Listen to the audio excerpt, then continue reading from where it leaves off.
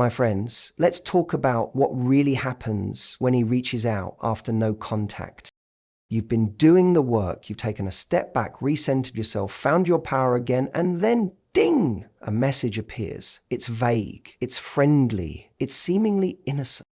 But make no mistake, when a man reaches out after a period of no contact, it's easy to assume that he's acting out of emotion. Maybe he misses you, maybe he's had a realization, maybe he wants to reconnect. While those things can be true, what often goes unnoticed is that his action isn't just emotionally driven, it's strategic. His message, his call, that random meme he sends at 11:43 p.m. isn't just casual, it's a test. And more importantly, it's not necessarily immature. In fact, it can be quite calculated. It's about regaining a sense of control, about seeing whether the dynamic has shifted or if he still holds influence over your emotional world.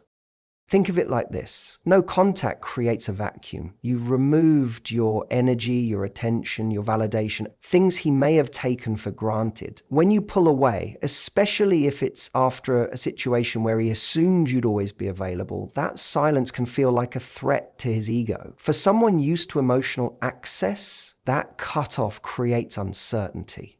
People hate uncertainty, especially when they're used to feeling in control.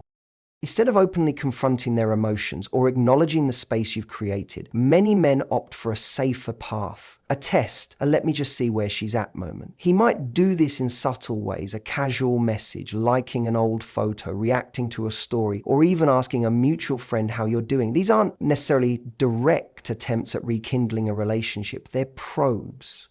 They're designed to measure your emotional temperature without putting him at risk of rejection. This kind of behavior isn't always malicious. Sometimes it's driven by confusion. He may genuinely feel conflicted. On one hand, he doesn't want to feel the discomfort of your absence. On the other, he may not be ready or willing to do the work a real reconnection requires. So instead, he sends out signals to see if you're still emotionally tethered to him.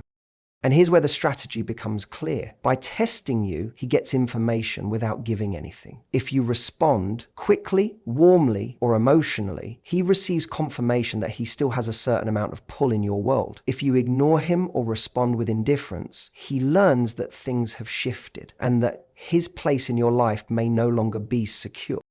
This is why understanding the psychology behind the test is so important. It protects you from reacting impulsively. When you see his message not as a heartfelt olive branch, but as a way to check your emotional availability, you respond with more awareness. You're able to pause, observe, and ask yourself, does this message align with someone who's grown, or is it just a temperature check? The test isn't always a conscious manipulation, it's often just an instinctive move. People seek comfort, and he may be seeking comfort in what used to be familiar, your attention, your warmth, your presence. But emotional comfort isn't the same as emotional commitment. And that's the line you have to draw. Just because he's testing the waters doesn't mean you need to swim out to meet him. The power is in recognizing the test for what it is and in responding, not from old patterns of hope or attachment, but from a new foundation of self-respect. Because when you stop seeing his outreach as a sign of change and start seeing it as a reflection of uncertainty, you stop giving it more weight than it deserves. And from that place, you regain control, not over him, but over your own emotional clarity. When a man reaches out after a period of no contact, it's important to look beyond the surface. His message might sound friendly, nostalgic, or even flirty, but beneath that, there's often something more layered going on. Most of the time, his outreach isn't purely about missing you or wanting to reconcile. It's a way of checking in, but not necessarily in the wholesome, how are you really doing kind of way. More often, it's about satisfying a question in his mind. Do I still have access to her? This isn't always about feelings, it's about control, or at the very least, about satisfying curiosity that's been eating at him in your absence. that there are two major forces at play when someone reappears after a silence: control and curiosity. Curiosity by itself is harmless. We're all curious by nature. We wonder how people are doing, what they're up to, if they still think about us. When someone you've been close to disappears from your life, it's human to feel the pull of the unknown. But when curiosity is mixed with a need for validation or ego reinforcement, it transforms into something more manipulative. That's where control starts to slip in. A man will reach out just to see if he still has the same effect on you. Can he still make you smile? Will you still drop everything to reply? Are you still emotionally open to him, even after distance and silence? These questions aren't about reconnecting. They're about re-establishing dominance over the emotional dynamic. They're about control. And this control isn't always overt or aggressive. It can come disguised as a sweet message, a memory he brings up out of the blue, or a comment on something specific he knows will pull your heart. It's tailored, intentional, and often very subtle. He's not showing up with flowers and a deep apology. He's showing up with just enough to stir your emotions and observe the result. And this is why it's critical not to take every post, no combat message at face value. You have to look at the intent, not just the content. If someone is truly interested in rebuilding something real, they'll show consistency, accountability, and growth. They won't just dip in and out, testing your emotional waters like someone checking the temperature of a pool. That behavior is driven by ego, not by love. A man who's operating from curiosity wants answers. He wants to know what you're thinking, who you're seeing, how much of you still belongs to him emotionally. But a man operating from control wants more than answers. He wants reassurance that he can still affect your emotions without doing the work to deserve that place again. He wants to know you haven't outgrown him, that you haven't healed beyond needing him. And here's the thing, it's very possible to mistake these tests for romantic interest because they feel like attention, and attention can be intoxicating, especially if you've been missing that connection. But real interest is backed by effort. Real interest leads somewhere. Tests just loop you back into the same old pattern. You have to know the difference, because the moment you confuse control or curiosity for care, you fall right back into a dynamic that doesn't serve your growth. The key is emotional awareness, to recognize when someone is reaching out to truly connect versus when they're reaching out to feel powerful again. Your strength lies in seeing the difference and choosing accordingly. When someone who once held a place in your life starts sending little messages after a period of no contact, messages that are vague, light, and low effort, it's easy to interpret them as a sign that he's been thinking about you, maybe even that he wants to fix things. But here's the truth you need to hold on to. Those little texts, the "hey, you crossed my mind," or just checking in, they're not signs of emotional growth. They're not evidence of change. Most of the time, they're breadcrumbs. So the next time you receive a message that's vague, half-hearted, or emotionally empty, pause. Ask yourself, what is this really? Does this message show growth? Does it show that he understands what went wrong? Is there any sign of effort behind it? Or is it just a spark meant to reignite your interest while he stays comfortably distant? You are not someone who should be fed in fragments. You're not a second thought, a backup plan, or an option. When someone comes back, they need to come back with something real. Anything less is just a distraction dressed as a sign. And once you see it clearly, you stop chasing crumbs and start holding out for the whole damn meal. Emotional consistency is one of the most powerful forms of self-respect you can cultivate, especially after no contact. When someone tests you after a period of silence, it's not your words they're really paying attention to, it's your emotional response. Are you flustered? Are you eager? Do you revert to old patterns, or do you stay rooted in the growth and clarity you've built during your time apart? This is where emotional consistency becomes everything. It means you don't waver just because someone reappears. You don't get thrown off your center just because a message pops up that 6 months ago would have made your heart race. You've already done the inner work. You've taken a step back to reclaim your emotional space, to realign with your standards. When that person shows up again, their presence shouldn't undo the progress you've made. This is often the moment where the real test begins, not for them, but for you. It's easy to feel strong when there's no contact, no triggers, no reminders. But when that trigger lands right in your inbox with a familiar name and a hint of nostalgia, that's when your consistency is tested. Do you slip into your old emotional habits? Do you look for meaning in their vague words? Do you soften your boundaries because you miss the connection? Staying emotionally consistent doesn't mean being cold. It doesn't mean ignoring someone just to prove a point. It means choosing your responses with intention, not emotion. It means asking yourself, what is the energy I want to maintain in my life right now? And then choosing behaviors that protect that energy, regardless of who's trying to pull you off course. The person reaching out may not even realize they're testing you. Sometimes it's unconscious, they're just following a feeling. But whether or not it's intentional, your response is what teaches them how to engage with you moving forward. If you rush to reply with warmth and vulnerability to a message that required no courage on their part, you signal that the dynamic hasn't changed. You show that your boundaries were temporary, that your silence was just a tactic, not a transformation. That's the power of emotional consistency. It communicates everything without saying much. It shows maturity, it shows self-worth, and it draws a clear line between who you were when the relationship was ending and who you are now. So when the test comes, and it likely will, remember that your value doesn't lie in how fast you respond or how generous you are with your emotions. It lies in how aligned you are with your own growth. Emotional discipline isn't about shutting down your feelings. It's about not letting those feelings make decisions for you anymore.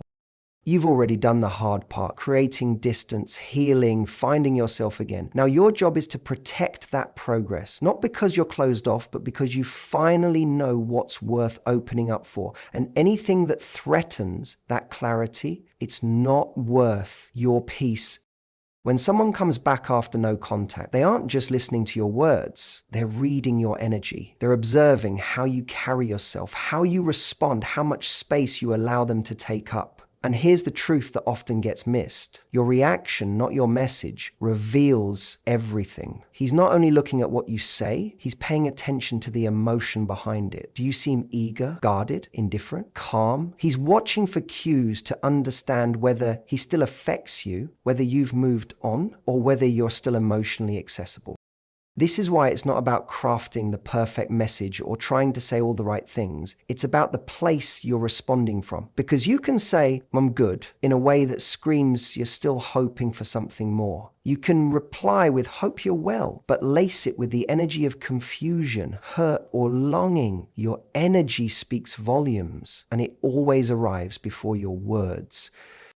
He may not even realize consciously that he's scanning for this, but on a deeper level, that's exactly what's happening. Is your tone relaxed, or does it carry an undertone of frustration or desire? Does your response feel detached in a healthy way, or emotionally charged in a way that tells him he still has space in your heart? This moment becomes a mirror. The way you show up reflects back the emotional progress you've made or haven't made. If your energy communicates desperation or even subtle emotional reactivity, it can undo the work you did during your silence. Not because you're weak or wrong to feel. Feelings are human, but because you're letting someone else's tests dictate your emotional state. Is what makes this tricky. He might not come in with drama or intensity. In fact, the more casual the message, the more potent the test. Hey stranger, just saw something that reminded me of you. How have you been? These types of messages are emotionally low risk for him because they trigger a wave of old memories, feelings, and possibly hope. And if you respond with your old emotional patterns, he picks up on that instantly. Even if your words sound neutral, breadcrumbing is when someone gives you just enough attention to keep you emotionally hooked without ever offering anything meaningful or consistent. It's not love. It's not intention. It's an ego stroke, a control mechanism, or sometimes just boredom dressed up as effort. And when it happens after no contact, it's usually not a coincidence. It's a deliberate attempt to see if you're still available, emotionally, mentally, or even physically, without putting in the work that real connection requires. These small efforts aren't random. They are calculated enough to stir something in you. Nostalgia, hope, a sense of longing. And if you're not grounded in your own clarity, it can be incredibly easy to slip into believing that these crumbs are the beginning of something new, when in reality, they're just leftovers from something old. It's the equivalent of someone tossing out a line to see if the fish will still bite, not because they're ready to reel it in and care for it, but simply to check if it's still there. And the danger of responding to breadcrumbs is that they can create a loop. Every time you respond to a message that comes without depth, without purpose, without change behind it, you reinforce that low effort is enough to access you. You unintentionally send the message that he doesn't need to do better. Because even his smallest gestures earn your attention. Over time, this can trap you in a cycle of minimal contact, occasional highs, and emotional confusion. This is why it's so important to respond from a grounded place, not performative detachment, not fake indifference, but real self-possession that comes from genuinely doing the inner work, from healing, from detaching with grace, not resentment. When your energy says, I'm at peace, I'm not waiting for anything from you, that registers loud and clear, and it changes the dynamic entirely. It also sets the tone for how future interactions will go. If he senses that you're no longer emotionally entangled, he's faced with a decision, step up or step back. But if he fences you're still emotionally tied to him, even if you're trying to hide it, he may take that as permission to keep engaging with you on his terms, not yours. So when you get that message, pause, breathe. Ask yourself, what is my energy saying right now? Do I feel clear? Am I responding because I want to or because I need something from him emotionally? Am I in control of this moment or is it controlling me?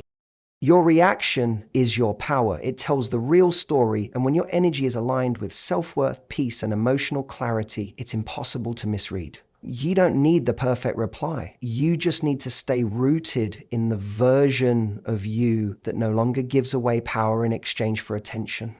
There's a moment that comes after no contact, sometimes weeks later, sometimes months, when he suddenly reaches out. And in that moment, you might find yourself asking, does this mean he wants me back? Is this real? Has he changed? But the real question you should be asking is, what version of me is he reaching out to? Because often, he's not reaching out to the woman you've become. He's reaching out to the version of you he remembers. The version who gave and forgave too quickly. The version who waited for his texts, made excuses for his distance, and accepted crumbs instead of real commitment.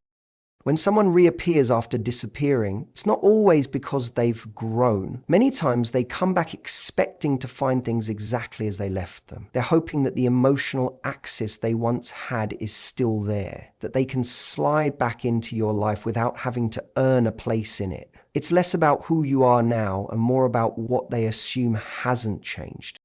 That's why how you respond is so crucial. If you've grown, if you've redefined your standards, healed your patterns, and elevated your self-respect, then your energy will reflect that. But if you respond from the place you were in before, from the version of you who tolerated inconsistency, overlooked red flags, and prioritized his comfort over your peace, then that's the version he'll keep talking to. That's the version he's hoping still exists. There's a moment that comes after no contact, sometimes weeks later, sometimes months, when he suddenly reaches out. And in that moment, you might find yourself asking, does this mean he wants me back? Is this real? Has he changed? But the real question you should be asking is, what version of me is he reaching out to? Because often, he's not reaching out to the woman you've become. He's reaching out to the version of you he remembers. The version who gave and forgave too quickly. The version who waited for his texts, made excuses for his distance, and accepted crumbs instead of real commitment. When someone reappears after disappearing, it's not always because they've grown. Many times they come back expecting to find things exactly as they left them. They're hoping that the emotional access they once had is still there, that they can slide back into your life without having to earn a place in it. It's less about who you are now and more about what they assume hasn't changed. That's why how you respond is so crucial. If you've grown, if you've redefined your standards, healed your patterns, and elevated your self-respect, then your energy will reflect that. But if you respond from the place you were in before, from the version of you who tolerated inconsistency, overlooked red flags, and prioritized his comfort over your peace, then that's the version he'll keep talking to. That's the version he's hoping still exists. People remember how you made them feel. They remember how easy it was to gain access to you. If he remembers that he could call or text after a fight and be welcomed back with open arms, that's the dynamic he's counting on. He's not necessarily seeing you clearly, he's seeing a memory. And unless you show up differently, that memory becomes the reality all over again. This is where your growth gets tested, not just in your words, but in your boundaries, your energy, your willingness to hold yourself to a new standard, even when it's tempting to fall back into something familiar. Because familiarity is powerful. It can feel comforting, but comfort isn't always healthy. Sometimes it's just familiar pain. When he reaches out, it's not just a test of what he wants, it's a test of who you've become. Are you going to shrink back into the woman he used to know, or are you going to stand firm in the woman you've grown into? This doesn't mean being cold or spiteful. It means being clear. It means not lowering your standards just because someone from your past decides to revisit it. Growth is invisible until it's tested. You don't need to prove anything to him, but you do need to prove something to yourself. That you can love someone, miss someone, even wish things had gone differently, and still choose not to reopen a door that leads to a version of you you've outgrown. This is your moment to redefine the narrative. You get to decide what version of you he interacts with. If he wants to come back, he has to meet the real you, not the one from the past, not the one who waited, but the one who learned how to walk away and not lose herself in the process. So be honest with yourself. Ask, is he seeing me or is he seeing who I used to be? And more importantly, am I showing him anything different? Because your growth only matters if you live it. And if you do, trust me, he'll notice. Whether or not he says it, he'll feel the shift. And in that space, you regain your power, not by what you say, but by who you've become. So here's what it all comes down to. When he reaches out after no contact, it's not always a sign of love, change, or genuine intention. It's often a test, a subtle check to see if he still holds space in your heart, if the door is still open, if you're still emotionally available. But the real question isn't why he's testing you, it's how you respond. Every breadcrumb, every casual hey is an opportunity, not to fall back into old patterns, but to stand in the new standard you've created for yourself. This isn't about proving anything to him. It's about honoring the version of you that grew through the silence, healed without closure, and chose self-respect over emotional chaos. You are no longer the woman who settles for half effort or emotional confusion. You're not here to be tested, you're here to be chosen. And the moment you start treating yourself that way, everything shifts. The power returns to your hands. You become unavailable to anything that doesn't match your growth. So when he comes back, let your clarity speak louder than your curiosity. Let your standards speak louder than your feelings. And let your actions reflect the truth that you are no longer the person he once knew. You've become someone stronger, wiser, and completely unwilling to go backwards. That is your real answer. That is your real power.